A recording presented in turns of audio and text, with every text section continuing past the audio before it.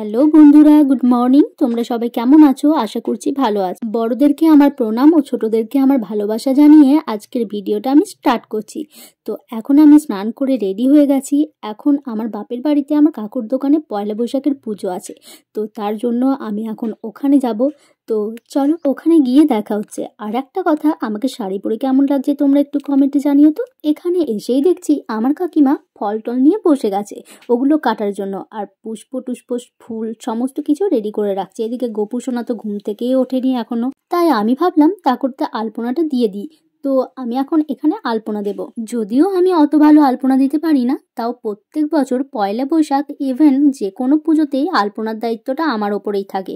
তো তার জন্য আমাকে ডাকলো, সকাল সকাল চলে এসেছি আলপনা দিতে। এদিকে পুজোর সমস্ত কিছুই ঠিক করে আমি এখানে সাজিয়ে দিয়েছি। আমার কাকিমা যদিও পুজোরগুলো ঠিক করেছে, আমি এখানে শুধু সাজিয়ে সাজিয়ে রেখেছি। তো কেমন হয়েছে আলপনাটা তোমরা একটু কমেন্টে জানিও। দেখি কেমন লাগছে পয়লা বৈশাখে বেতুকে আমার ছোট্ট ছেলে। কি চাই? হরলিক্স? তুমি হরলিক্স খেয়েই থাকো, শুধু শুধু হরলিক্স সব সময়। বুকুট আর হরলিক্স আর তেলমুড়ি, আর কিছু শিখে নাই, আর কিছু খেতে শিখলো না ছেলেটা। বেটু শুভ নববর্ষ, শুভ নববর্ষ বেটু।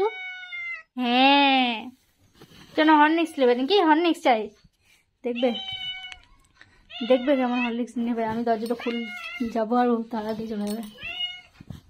এই দেখো এখানে হরলিক্স আছে, এই ঘরে ও দেখাচ্ছে।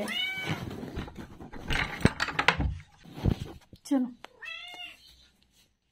এটা হচ্ছে আমাদের বাবা লোকনাথ, এটা হচ্ছে আমাদের বাবা শিব, এটা হচ্ছে আমার বেটু ছন্ত বেটু। ও দেখাচ্ছে এখানে হরলিক্সের কোটো আছে, ও দেখাচ্ছে যে হরলিক্স আছে ওখানে দাও। সবসময় হরলিক্স খেলে হবে? হরলিক্সটা তোমার জন্যে বোনো, তাই না? হ্যাঁ, ও একটু মতো ওকে ঠিকিয়ে দিলেই ওতেই সন্তুষ্ট। না, যেতে যেতে খাও। হয়েছে শান্তি, খাও তুমি।